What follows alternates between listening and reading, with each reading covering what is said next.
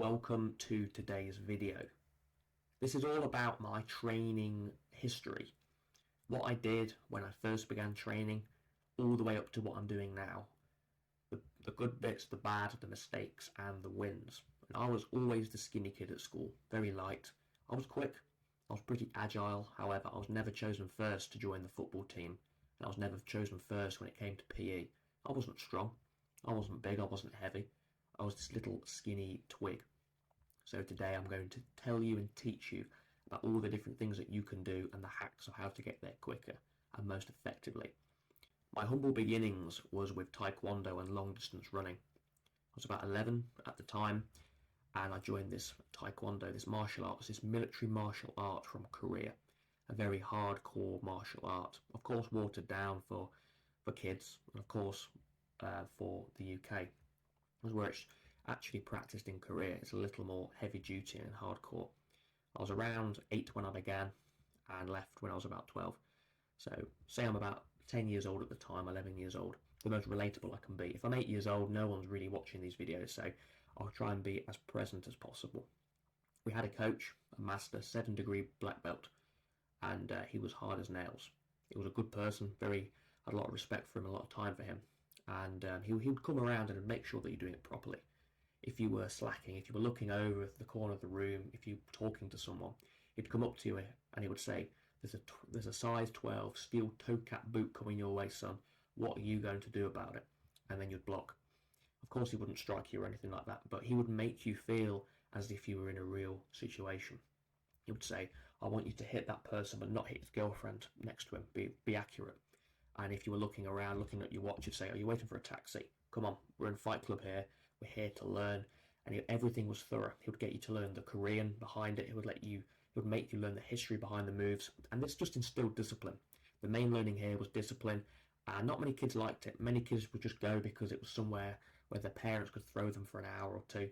But I learned a lot of self-discipline here and how to conduct myself in different situations, fighting smaller people, bigger people, older people, people with more skill than you. And there I just learned push-ups and sit-ups, the basic calisthenics shenanigans. Then I did some long distance running. I was part of the local athletics team. I remember on my card it said member number 1000, so that's just the main memory of the club. But I remember I like running. I was pretty quick at school, so at the same time about 10, 11 years old, and I went to the athletics club. I did a bit of jumping, throwing, all the different things, sprinting, but I wasn't quick. There were some kids there who could run a 100-metre sprint in like 12, 13 seconds at that age. So I thought, that's not for me. I don't even know what my times were. I did a bit of throwing, I like my shot put, but I wasn't heavy. So my dad said, just go over to the 1500-metre section, where they're doing the middle long distance running, and just see what they're all about. There's an old guy running it who was pretty amazing. He was probably 70, and he was joining in, he was running, he was proper fit. And the other dozen or so guys there were in their 20s, late teens. They were at sixth form, they'd finished the university, they had jobs, and they were all pretty fit and able people. I went up and I said, can I join you guys? And they said, yep, that's fine. Let's do 1500 metres times 5. So 1500 metres, if I remember correctly, is 3 3/4 laps around the track, 400-metre track. At the time it was winter, we were quite cold, and we did it. We did 5 times the 1500 metres, which was quite a long distance for anyone. And we all kept up. Part of the time I was at the back of the club. Sometimes I was in the middle, but I never quit. And they always just used to say, keep running. And that's where I learned a really good lesson there. With the Taekwondo and the long distance running combined, self-discipline. You cannot fake it. You seriously have to put the hours and the effort in. And something just clicks within your mind, because anything else that you do, whether that be school work, your weightlifting, everything will just come together, because you'll understand how true you are, how true to yourself you actually are. Because if you think, yeah, I've had a good workout, but if you know that you haven't sweated through it, you haven't struggled at any point or gone through any hardship there, you definitely haven't exercised correctly. You haven't exercised that muscle in the mind to say, yeah, I'm done, I've done it all, I've done it to the best of my ability. So those two sports combined, I know I'm going on here about running and fighting at the age of 11, which is irrelevant to anyone, but the main lesson here is self-discipline and learning how to toughen up the mind. Calisthenics, bodyweight exercises, was the main introduction to weightlifting and getting bigger and stronger. And this was literally push-ups, sit-ups, pull-ups, no weights included at the beginning when I was 11. push-ups. And you can see these photos here, right on the bottom left, that's me in a competition doing some patterns in Taekwondo. And then the other ones there, I'm about 11 years old, 12 years old, just ripped because I did the martial arts, the running, very low fat, and the calisthenics to build up the biceps from the pull-ups, the triceps and chest and shoulders from the push-ups, and then sit-ups and oblique twists for the actual abs. And then I got some very light weights, so I call this disco weights. I did what I wanted. I did some hammer curl variations, some cross the body curls, some bench press on the corner of the bed. I'd have the bed there and have my head on the corner and just bench press. Nothing really effective, but I go to reps of sets of 30 to 40 reps with the dumbbells. They were £10, 4.5 kilo dumbbells. I've still got them, but I never even warm up with them. They're so light. But I just did lots of high reps, and I'm pretty sure most 12-year-olds would love to look like that. That was my humble beginnings with weightlifting. So age 12 to 13 is where the real discipline began. Taekwondo got me so far, and the running definitely got me so far. So I acquired some basic equipment for the garage, some dumbbells, a barbell, probably 50 kilos worth of those vinyl cheap plates. We went to Argos one Christmas and picked up some equipment there and a little bench press. And I just trained, again, disco weights. Didn't squat, didn't do anything really proper, just did a bit of bench press, quite light, didn't have any heavy weight. And I understood that lifting heavy when you're young does stunt your growth and it's not good for you. There's no proof out there, no evidence, and I'd probably strongly recommend anyone who wants to lift weights to just go and try it and do it. Not necessarily trying to break records or personal bests at the beginning, but I think 12-year-olds can lift weights if it's done in a controlled manner and carefully and safe, and that you haven't got any disabilities that could impede. So you can see moving from the left all the way to the right, that's me at around 12 to 13 years old. Again, pretty ripped.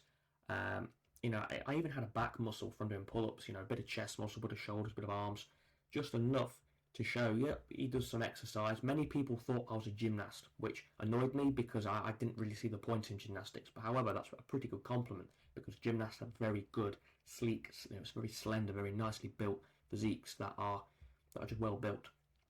And every single month, I'd buy one issue of the Flex magazine, this American magazine. I don't think it's sold in the UK anymore, or it might just be online now. But every month I'd buy one. It was about £5.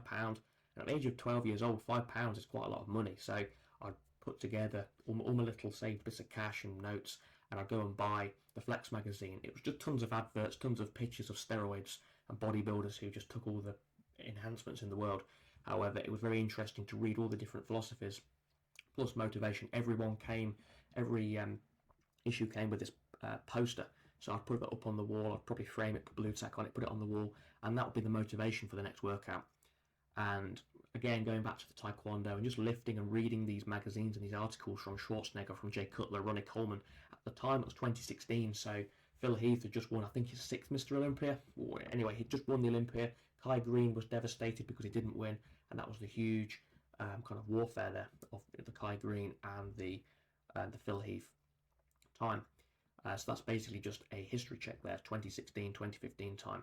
And I had this clear vision. I just wanted to get there. Not get there quickly, but at the time I remember writing on a whiteboard, Mr. Olympia 2024 or 2030. I knew, now I know you need a lot of drugs and a lot of different things to get there.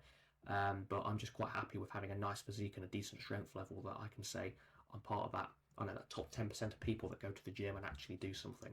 So I had a good clear vision, and at the time I had no days off. Of course I had rest days, I ate well, but this main philosophy here is that I never took my eye off the ball. Even if it was a rest day, I wouldn't do something stupid. I'd know it's time to rest, time to recover, meditate a little bit, and just get yourself prepped, ready for the Monday chest session. 14 to 15 is where I became this muscle maniac. I just trained relentlessly with purpose, and that's the gym in the top right corner. I trained, 4 or 5 times a week for an hour and a half each time. I had plenty of dumbbells and equipment just to get me started.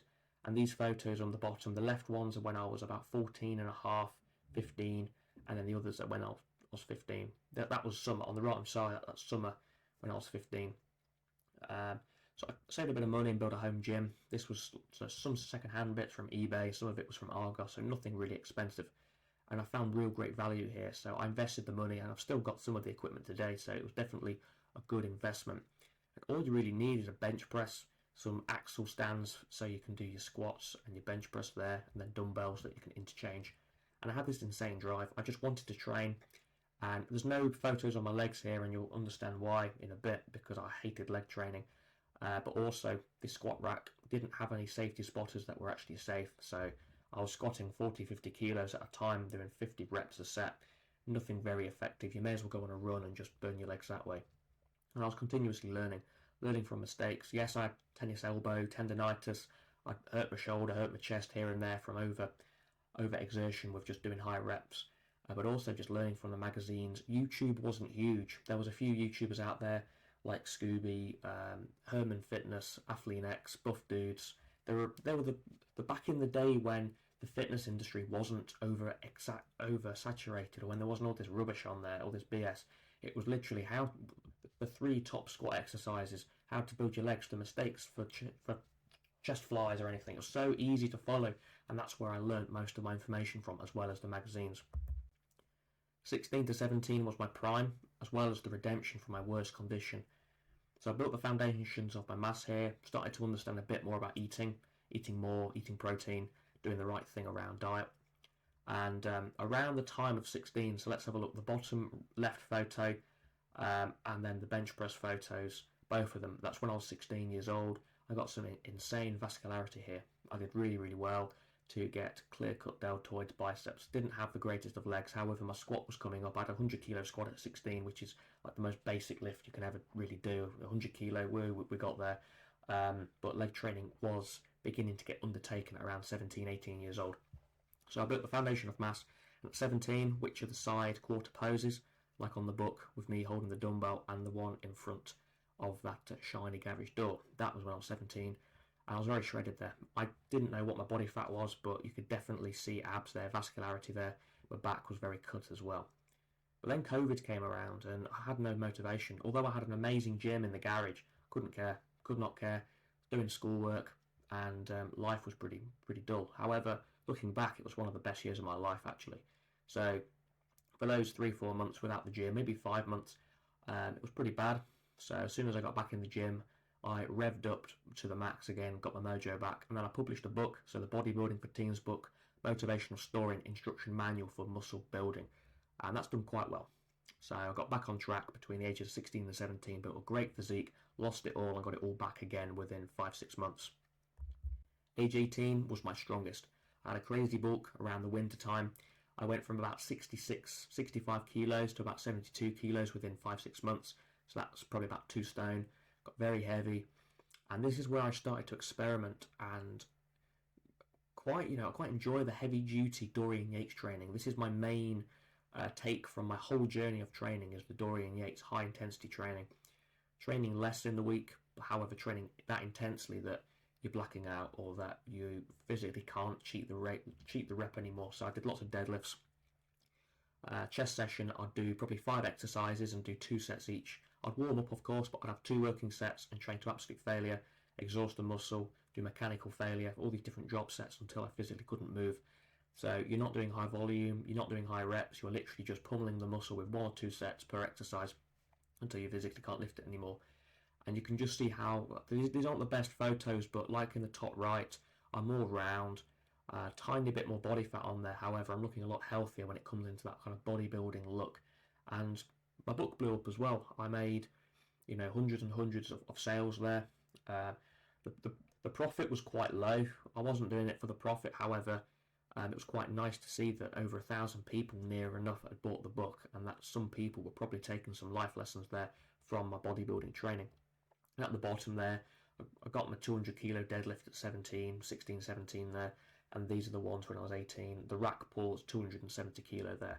Bit of an ego lift, however, very good for the posterior chain. 19 to 20, so will the past predict the future? So at the moment, I don't train as much as I want to, down to career and down to other things, however, I really do like to, I enjoy training. So this is some photos of my most recent physique and training. I carry a bit more water weight, fat weight. Again, I don't take any supplements and anything above, but I just train heavy. And I take quite a long period of time away from the gym, so I'll have 1 or 2 really good weeks of training and then have a week off, then get back.